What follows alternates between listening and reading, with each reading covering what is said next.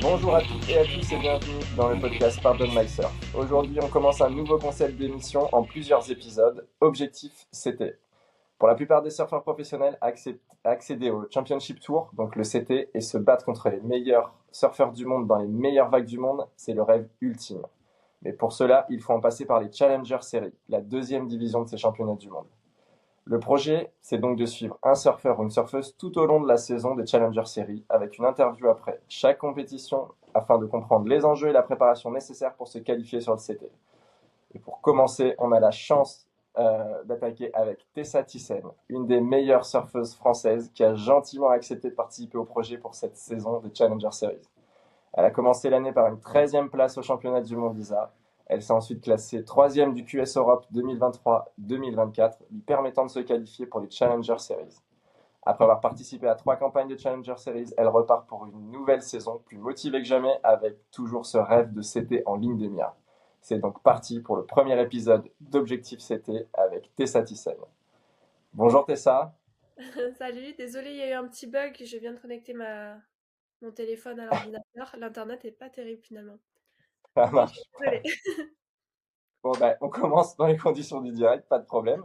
Donc du coup, Tessa, est-ce que tu peux commencer par une petite présentation pour les gens qui te connaîtraient pas, savoir d'où tu viens, comment t'en es arrivé là, et puis après on enchaîne avec les Challenger Series.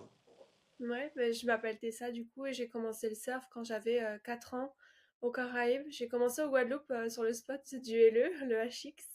Et ensuite, avec mon papa, on a déménagé sur Saint-Barth. Donc voilà, j'ai grandi dans les Caraïbes. Et j'ai commencé le surf à haut niveau vers mes 14 ans. J'ai commencé la compétition vers mes 12 ans et au niveau 14 ans. Et à partir de mes 16-17 ans, j'ai commencé vraiment le QS, voilà, les voyages internationaux, les compétitions un peu à travers tout le monde entier. D'accord. Et du coup, depuis, ça ne s'arrête pas, c'est saison sur saison et voyage sur voyage.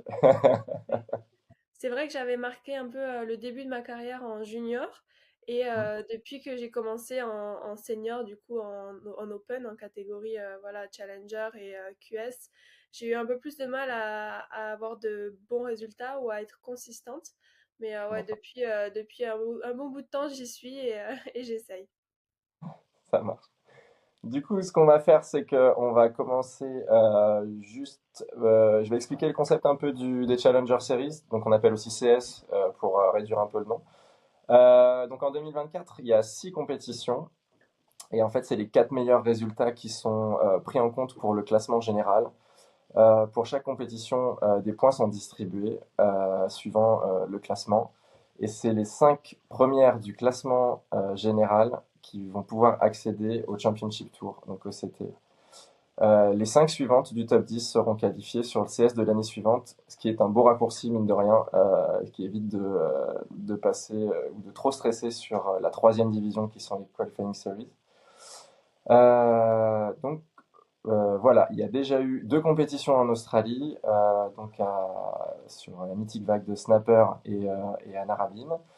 Euh, et du coup, la première question qui vient, c'est comment est-ce que ça va après ces 2 compétitions qui ont eu lieu coup sur coup, et 2 compétitions très différentes.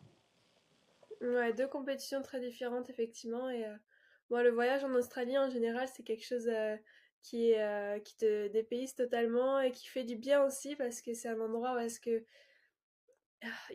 dans la culture, tout le monde est sportif, tout le monde est compétiteur, donc c'est hyper agréable d'aller là-bas aussi. Et même en dehors des compétitions, je parle, c'est un endroit que j'apprécie hein, vraiment. Et après deux compétitions enchaînées comme ça, je me sens bien fatiguée et émotionnellement bien épuisée, mais je me ressource petit à petit pour revenir en forme.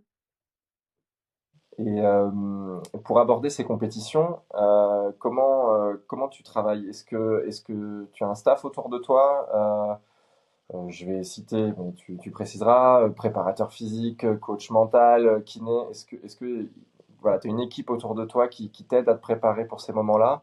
Est-ce que cette équipe, elle est en dehors des compétitions? Est-ce que tu as une équipe différente peut-être pendant les compétitions? Comment tu organises tout ça? Bah, franchement, j'ai de la chance en tant que surfeuse d'avoir une aussi grosse équipe derrière moi. Voilà, j'ai forcément mon compagnon de vie qui m'aide un peu dans tout ce qui est ma carrière aussi, que ce soit par rapport aux sponsors ou autre d'ailleurs, à l'organisation et tout. Mon Martin Moisson qui est mon chéri et qui m'aide énormément. J'ai mon coach technique surf, Yann Martin, qui lui m'accompagne sur les compétitions et avec qui je m'entraîne bah, tout au long de l'année. Ensuite, j'ai mon préparateur physique qui est sur Saint-Barth et avec qui on travaille à distance, Gaëtan. Et j'ai aussi une nutritionniste qui m'aide à savoir qu'est-ce qu'il faut manger pour être en forme, qu'est-ce qui va être intéressant de prendre avant une compétition, après une compétition, les compléments alimentaires, la récup. Enfin, elle est hyper complète. Manda, c'est une pépite aussi. Je suis hyper contente de l'avoir avec moi. Et, euh, et voilà, après, je vais ajouter à ça un ostéo qui est topissime, qui est sur Hossegor. C'est Cyril Alda, qui est vraiment un petit magicien aussi. De le voir, ça me ressource et je sais que ça fait du bien à mon corps aussi de le voir aussi. Donc, c'est top. Non, franchement, je sais que voilà, j'ai une super équipe derrière moi et ça m'aide justement à être encore plus pro et encore plus focus dans mes objectifs. Donc ça me motive de fou. T'essayes de rien laisser au hasard, d'avoir pour chaque partie du sportif quelqu'un qui vienne t'aider pour aller le plus haut possible. Ouais, c'est ça. En fait, au tout début, je faisais ça, enfin, je faisais les compétitions un peu de manière hyper librement. J'avais pas d'entraîneur, j'avais pas de coach, j'avais pas de prépa, enfin, j'avais rien derrière, à part juste, voilà, l'entraînement surf, mais c'est tout. Et au bout d'un moment, quand on voit l'évolution du sport, en général, chez les femmes ou chez les hommes, et en plus du surf, on voit que ça évolue et ça a évolué énormément depuis. Donc, forcément, derrière, si tu veux suivre, il faut pouvoir mettre des choses à disposition pour pouvoir te pousser aussi et pousser tes limites, aller de plus en plus haut le plus possible, quoi. Ça marche. Et du coup, comme on disait, les compétitions, et notamment les compétitions des Challenger Series, ça se passe littéralement autour du monde. Donc, on a Australie, Afrique du Sud, il va y avoir Brésil. Du coup, comment tu gères tout ça? Comment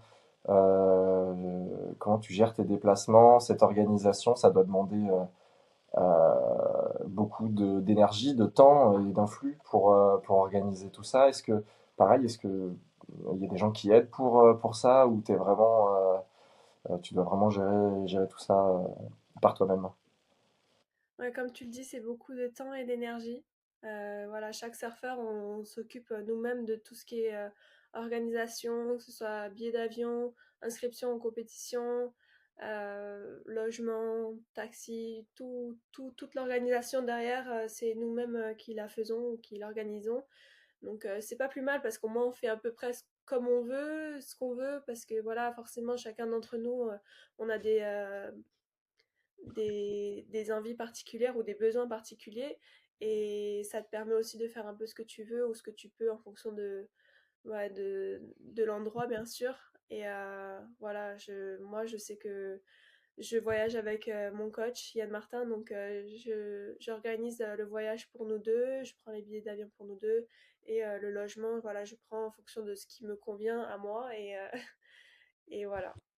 Mais c'est beaucoup de temps et d'organisation et de stress aussi parce qu'on se dit voilà, il faut le préparer, voilà, c'est un temps de préparation, et c'est un stress supplémentaire ajouté à tout le reste en fait.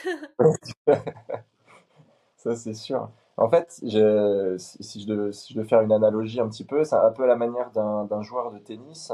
Vous êtes votre propre entreprise, en fait. T'es ta propre Absolument. entreprise avec les gens autour de toi que tu payes pour le travail qu'ils font. Et après, tu vas gérer un peu tous les à côté de ta carrière pro, en fait.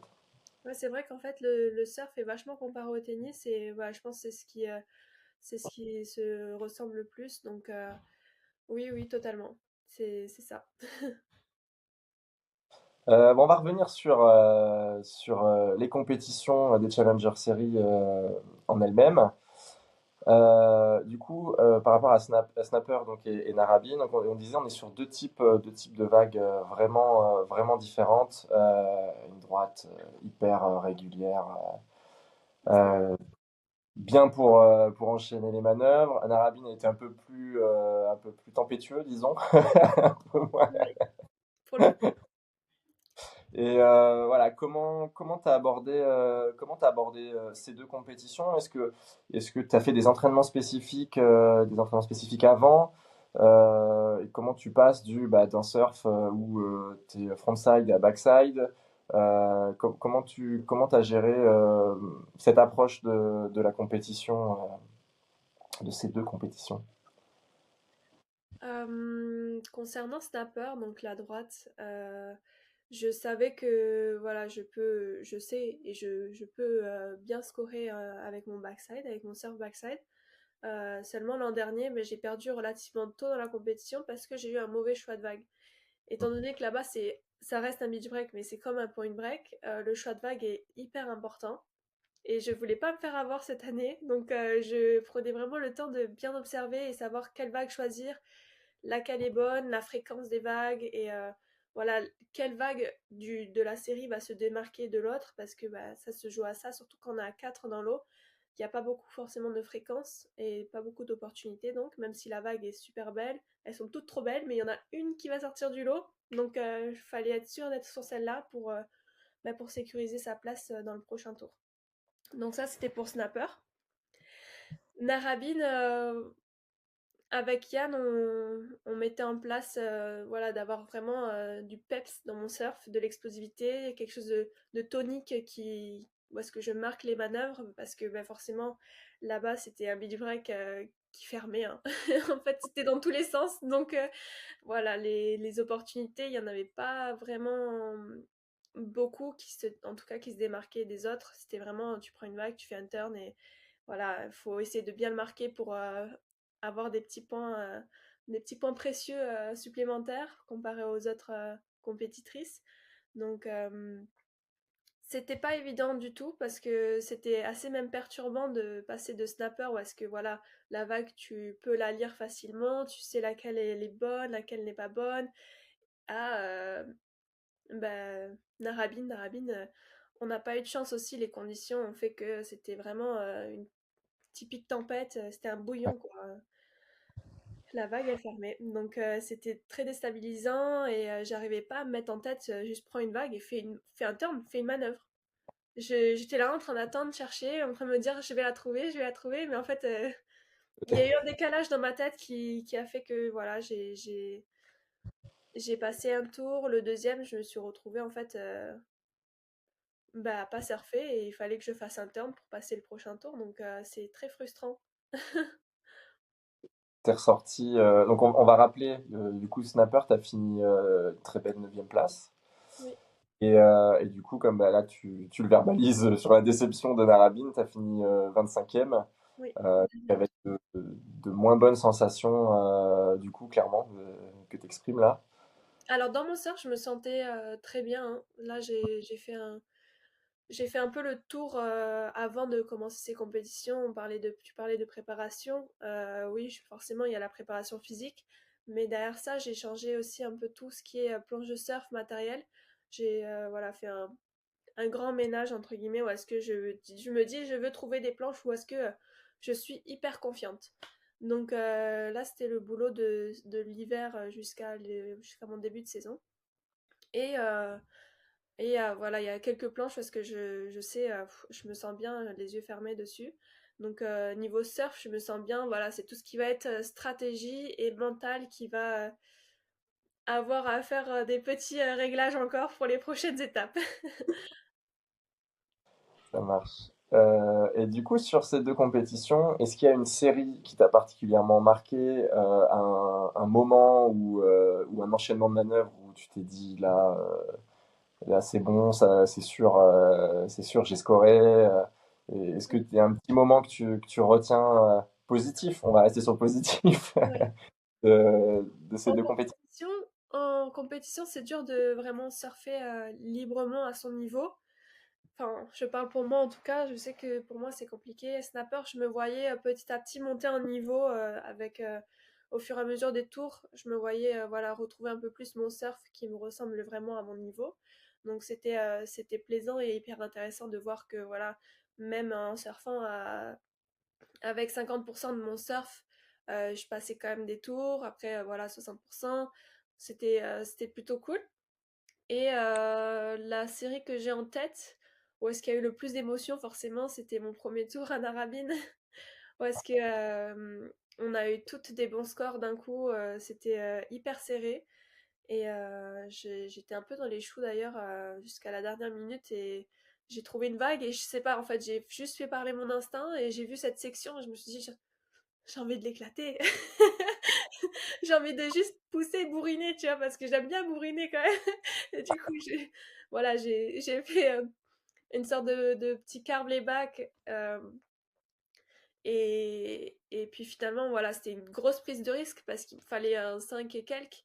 Et j'aurais pu juste la surfer, voilà, avec 50% de mon niveau et probablement faire les 5 points. Mais je me suis fait un peu plaisir parce que je sais pas, j'ai déconnecté un peu tout le cerveau et tout ça et ça m'a fait du bien. Mais j'ai scoré, je sais plus, un 7 ou quoi sur cette manœuvre, donc c'est plutôt cool. T'as lâché prise et ça t'a permis de scorer, quoi. Ouais, carrément, c'est C'est ça. bon, bon à retenir pour la suite. Ouais, ça fait du bien, mais c'est une prise de risque, parfois pas forcément utile.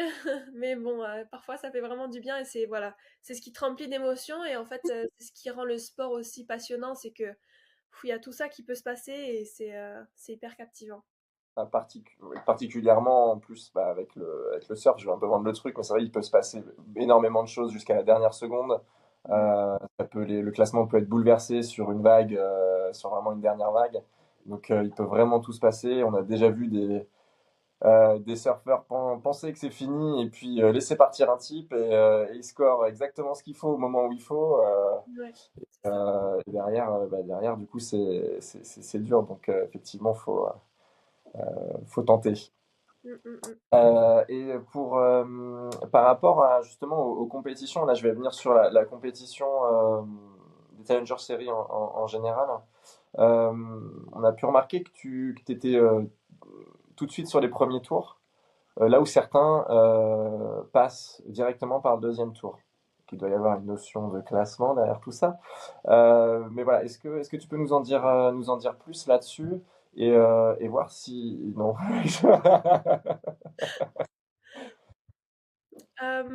Honnêtement, c'est une bonne question. La WSL change un peu les formats chaque année, ou les règles hein, tout court par rapport à tout ce qui est la qualification pour les challengers et tout ce qui est ranking avec les wildcards, avec les mises en place ou quoi. L'an dernier c'était différent, cette année c'est encore différent. Honnêtement, je ne Ouais, sais on pas te dit pas au pourquoi. premier tour, pas au premier tour. Voilà, c'est un peu frustrant. Honnêtement, c'est un peu frustrant, mais bon, bah, s'il faut bouffer deux fois plus, il faudra bouffer deux fois plus, c'est comme ça. Voilà, c'est au bout d'un moment, je suis là et j'en ai envie, donc que je rentre au premier tour, au deuxième tour. Voilà, au deuxième tour, c'est un petit cadeau en plus, hein, mais c'est comme ça. Ça marche. Non, c'est vrai que pour détailler les règles de la WSL, c'est un monde à part. J'ai plongé un peu le nez dans les règlements et c'est vrai que c'est un concept. Des fois, ils font un peu, ça laisse la porte ouverte un peu ce qu'ils veulent. Je sais qu'en général, au niveau des têtes de série, c'est une notion de classement. Après, une notion de si on vient du CT ou pas du CT. Enfin, il y a énormément de possibilités. Donc, le seul truc que je me posais, je me demandais si tu avais la réponse, c'était à voir si ça allait être comme ça tout le long des Challenger Series ou si en fonction du classement dans l'année, ça pouvait évoluer. Normalement, voilà, à la moitié du tour, donc au bout de trois compétitions, ils réactualisent avec le classement actuel. D'accord, ok. Ils le font. Voilà, c'est normalement. Bon, eh ben, on refera le point après, les compétitions d'après pour savoir si tu auras le droit de sauter ce premier tour ou pas. Mhm, Euh, Dans un sens, ça peut être pas mal parce que ça permet d'éviter un risque de sortir tôt d'une compétition. mhm. Et du coup, on a fait un petit jeu sur Instagram où on a demandé aux gens de poser des questions Mm. pour participer. Donc, je vais d'abord remercier les gens qui ont participé, qui ont posé leurs questions. Et, euh, et donc, bon, ça rejoint toujours l'état d'esprit. Donc, on va remercier Jérémy qui a posé cette question et qui demandait comment ça se passait pour la préparation d'une compétition. Est-ce que tu prévois tes manœuvres à l'avance? Est-ce que tu prévois, voilà, tu prévois ces manœuvres à l'avance, ou est-ce que tu parlais d'instinct tout à l'heure, tu laisses parler ton instinct à un certain moment, ou est-ce que tu as un schéma de manœuvre en tête que tu prépares avec ton coach peut-être pendant la compétition, que tu t'adaptes peut-être par rapport aussi aux juges, ce qu'ils veulent voir, comment ils veulent le voir, comment tu prépares tout ça? Et oui, absolument. Les premiers jours d'entraînement avant la compétition, c'est vrai que je surfe plus librement, sans trop me dire il faut que je fasse ça sur la manœuvre, ça sur la vague, ça, cette manœuvre-là en premier, ensuite voilà. Euh, je surfe voilà, de manière plus naturelle, je découvre un peu la vague, ce qu'elle propose, et voilà, j'essaie de la lire un peu de manière instinctive, comme on disait. Après, il y a Yann qui est sur la plage pour pouvoir me faire des retours et me dire voilà, ça rend bien de l'extérieur, on oublie, ça peut être intéressant dans certains moments, on le garde en tête. Voilà, donc c'est un peu un travail à deux. Et plus on se rapproche de la compétition et plus je vais me formater à la compétition, à ce que les juges veulent voir, à mettre une sorte d'intensité dans mon surf pour la compétition, pas pour forcément le plaisir ou pour mon plaisir à moi personnel. Euh, le jour J de la compétition, forcément, voilà, on observe absolument ce que font le spot déjà, premièrement, et ce que font aussi les autres compétiteurs, comment c'est noté, pour savoir à peu près voilà, les opportunités. Ça score bien aujourd'hui, donc on va essayer de voir si on a l'opportunité de faire ça. Euh, et ça va être voilà, en fonction de plus on se rapproche de la série, plus je vais m'imaginer sur ces vagues-là, ok, ça, il y a ce potentiel-là sur cette vague-là, là, celle-là, elle offre cette opportunité-là. Donc, je vais essayer de me mettre dans un état d'esprit où est-ce que je veux ça, cette vague-là, pour faire ça. Et après, forcément, parfois, on arrive à des moments où est-ce que bah, le cerveau il se déconnecte et, et tu sers seulement. Parfois, c'est pour le mieux, parfois, c'est pour le pire, hein, donc, voilà. Ok. Et donc, pour la qualification sur le CT, comme on disait, c'est le top 5 qui aura le droit d'accéder à l'étage supérieur. Tu es Chez les actuellement, femmes. tu es actuellement 16e du classement général avec 5020 points. Tu es à 4700 points à peu près de la cinquième place. Donc ça reste à portée. Tu pas du tout décroché. Donc d'un point de vue purement comptable, avec ta neuvième place à Snapper, tu as gagné 3320 points. J'ai regardé un peu sur les années précédentes. Il y a des filles qui se sont qualifiées avec, dans les quatre compétitions retenues, 3320 points, donc on peut largement considérer que c'est une compétition qui peut être prise en compte. Par contre, on peut considérer aussi que Narabine, tu as déjà grillé un joker avec les 1700 points pris par la 25e place. Est-ce que, dans ta façon d'aborder les compétitions, est-ce que ces calculs de points, c'est quelque chose auquel tu penses, que tu réfléchis, que tu vas commencer, que tu regardes, quoi? Est-ce que c'est quelque chose que... Hum, c'est quelque chose dont on parle avec mon coach, forcément. Après, j'aime pas me focaliser là-dessus, tout simplement parce que je pense déjà trop. Donc, si je peux enlever certains sujets à, à penser, je les enlève. Non, c'est vrai que ça peut être une pression supplémentaire, un stress supplémentaire.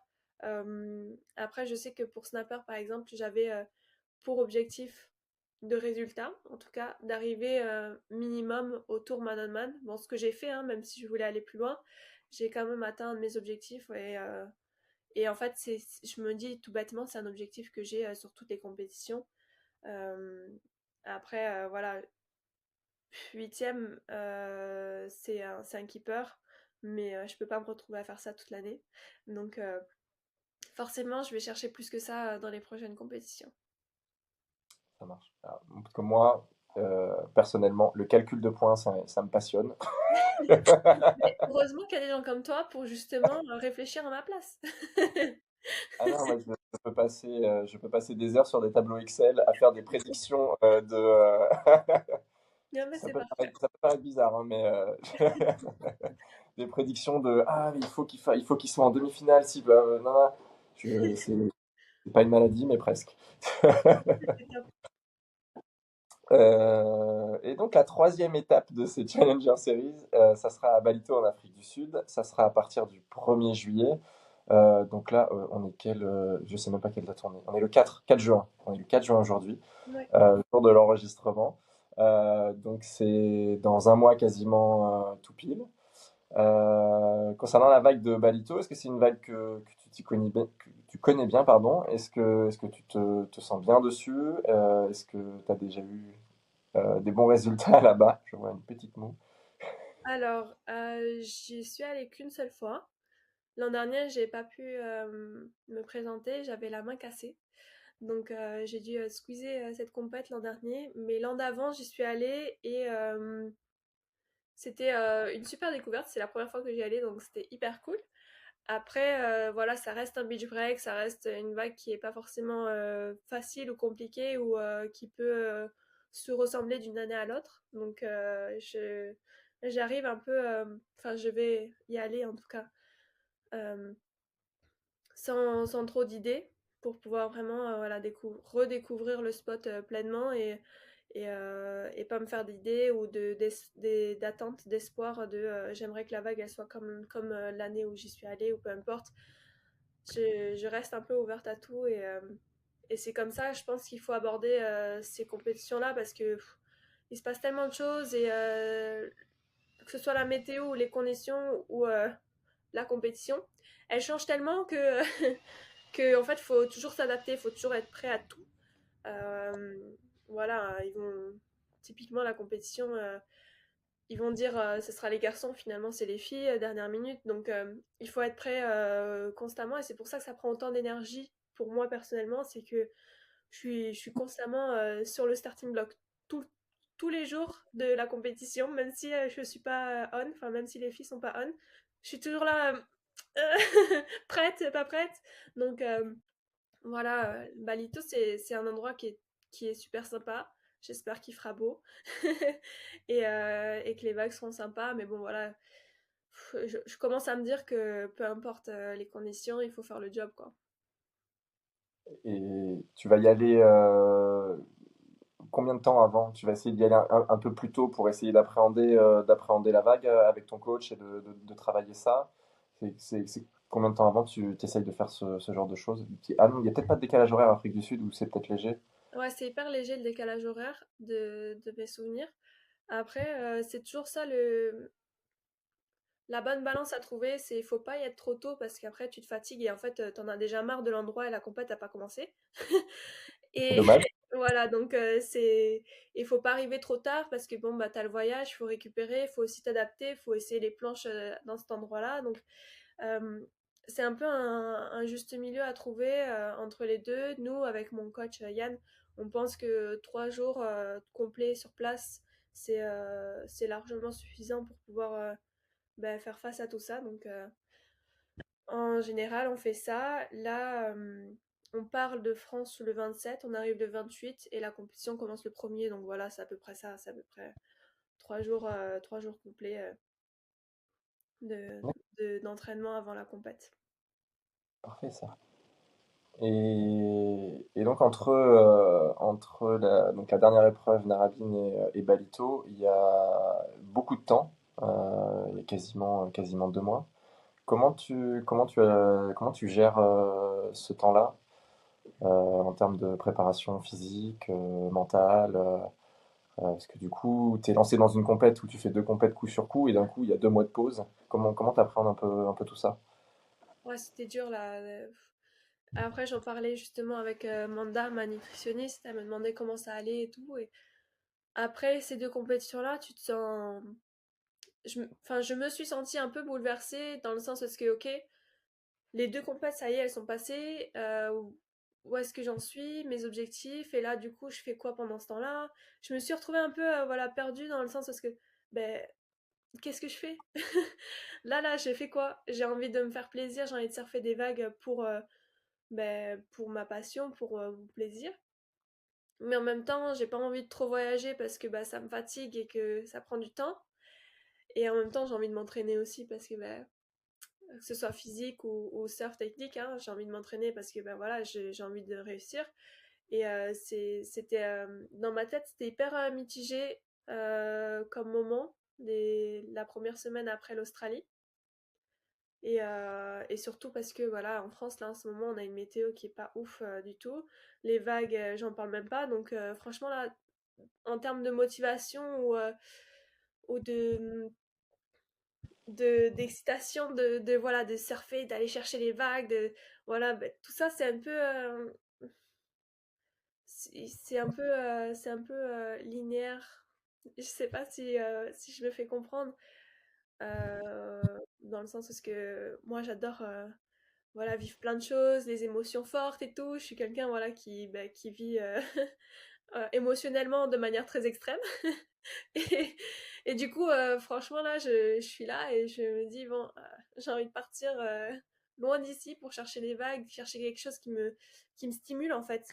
Donc voilà, là, je suis en stand-by, je m'entraîne. Je me focalise en fait sur les petites choses qui me font vraiment plaisir pour pouvoir compléter ce lapsus de temps parce que bah, là, en ce moment, voilà, la météo fait que on s'adapte, on essaie de s'adapter en tout cas. C'est à la fois long et pas long si tu veux faire un trip. Exactement. Ouais, je sais pas qui fait les calendriers à la WSL, mais cet écart est un peu étonnant. Après, entre les C'est autres en compétitions, fonction de nous, hein. C'est toujours en fonction du CT.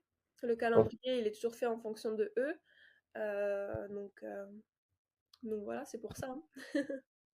et oui, et vu que le CT avec les JO, là, ils bourrinent un peu, là, ils Ils enchaînent enchaînent. trois compétitions, là, entre Tupo, il y a El Salvador. Salvador, Mhm. euh, Marocain après. Fidji, C'est Fidji après? il me semble, hein? Non? Calendrier en tête. Mais en tout cas, ça enchaîne trois compétitions pour faire une pause après pour les Jeux Olympiques. Donc effectivement, d'où le trou de 2 mois pour les Challenger Series. Sachant qu'après, entre chaque épreuve, il y a à peu près un mois, si je ne m'abuse. Encore une fois, j'ai pas appris le calendrier. Oui, après Palito et l'US Open, il y a oui, un bon 3 semaines. Et ensuite, l'US Open, c'est en août. La prochaine sera début octobre. Voilà. Donc, et après, les deux dernières, elles s'enchaînent de fou. Donc, c'est très aléatoire en fait. Il faut vraiment être prêt à tout. Tu te dis, tu as tant de récup et les deux prochaines compètes, tu n'auras pas de récup du tout. Enfin voilà, c'est. D'accord. Et, Mentalement, faut être prêt, hein. ouais, ouais, faut être flexible, hein. Ouais, c'est ça, faut être flexible. Euh, et, euh, et par rapport du coup, à ces deux compétitions qui sont passées, est-ce que tu as ciblé des axes d'amélioration, des choses que tu t'es trouvé perfectibles et que tu t'es dit pendant ces 2 mois, je vais me focus là-dessus ou pas? Sur les réseaux, tu as fait part un peu de ta frustration après Narabine, sur des choses que tu n'avais pas, qui sont pas passées comme tu voulais. Donc, est-ce que c'est des choses ces choses-là, tu t'es pas exprimé plus. Donc, est-ce que ces choses-là, c'est des choses que que tu vas profiter de ces 2 mois pour travailler? Comment t'as ciblé ça? À la base, j'ai envie de te dire oui, forcément. Mais là, avec les conditions qu'il y a, c'est vraiment compliqué de bah, déjà trouver des petites vagues pour aller surfer. Et aussi pour être vraiment motivé avec cette vision-là de la compétition. Mais c'est quand il y a des petites vagues comme ça, c'est juste tout simplement moins motivant. Euh, et quand je suis dans une phase comme ça, en fait, je coupe un peu tout ça pour pas m'en dégoûter. Parce qu'on Ok. arrive, ouais, on arrive à certains moments à être carrément dégoûté de tout ça. Donc on est là, on met un peu de côté, on refait voilà, place à ce qui nous fait plaisir. Voilà, passer du temps avec les amis et tout, parce que forcément, on n'en a pas beaucoup. toutes les choses qui peuvent nous faire du bien, on les met, moi en tout cas personnellement dans ces moments-là, je les mets en avant plus pour me sentir bien. Et en général, c'est comme ça que je fonctionne. C'est que quand je me sens bien, j'arrive à être sur un rythme, j'arrive à avoir une énergie qui fait que je suis lucide, je suis ouverte, je m'adapte, enfin voilà. Donc c'est quelque chose que je recherche aussi, c'est voilà, c'est vraiment une balance entre bosser et fais-toi plaisir. Donc pour me sentir bien en fait. J'ai envie de me sentir satisfaite de mon boulot, mais aussi de me sentir bien parce que ben, j'aime ça et que j'aime ma vie. Ça, c'est top. Et, euh, et donc, on va finir par une dernière question, j'allais dire d'objectif. Est-ce que tu t'es fixé un objectif du coup pour Balito? Et puis après Balito, on fera un point et on débriefera tout ça, voir si tu as un objectif et si tu as réussi à l'atteindre. Et puis on pourra discuter tout ça. Donc, est-ce que tu te fixes un objectif particulier ou tu dis on lâche et on verra? Alors, j'aime pas trop me fixer. Enfin, voilà. Je fais la différence entre enfin, il y a les objectifs, il y a les objectifs de résultat et les objectifs un peu plus précis où est-ce que je vais me dire, ah bah, je veux être lucide. Mon objectif sur cette compétition, c'est être lucide de A à Z. C'est de pouvoir surfer à mon niveau. Tu vois, c'est que des objectifs comme ça. Après, je t'en ai fait part au tout début de cette interview que j'ai pour objectif de résultat en tout cas d'atteindre les huitièmes minimum sur toutes les compétitions, toutes les prochaines compétitions. Et en fait, petit à petit, je vais devoir mon barème d'objectifs de résultats l'augmenter parce que forcément, voilà, je suis à la recherche de points. Mais j'ai pas envie de me mettre la pression non plus sur un objectif de résultat. L'objectif de résultat, pour moi, il est basé vraiment sur le résultat, donc l'ego.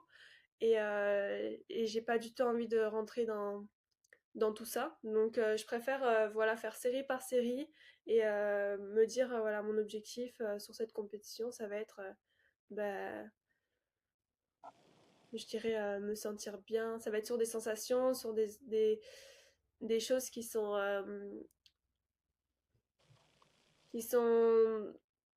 retransmises dans une série à une autre en fait. Ça Donc voilà. de ressenti de toi, comment tu te sens dans la compétition, Voilà. plutôt que de résultats. Ouais. Enfin, Enfin, moi, personnellement, quand je parle d'objectifs de résultats, c'est vraiment pour la presse, pour les interviews, parce qu'ils demandent ça. Mais personnellement, moi, je me fixe pas vraiment de. Forcément, on a envie de gagner la compétition, forcément, sinon, je fais pas enfin, sinon, on fait pas de compétition, hein, voilà. évident. Après, il faut être réaliste, voilà, qu'est-ce qui est atteignable, qu'est-ce qui est faisable, donc voilà, on a envie de gagner, forcément.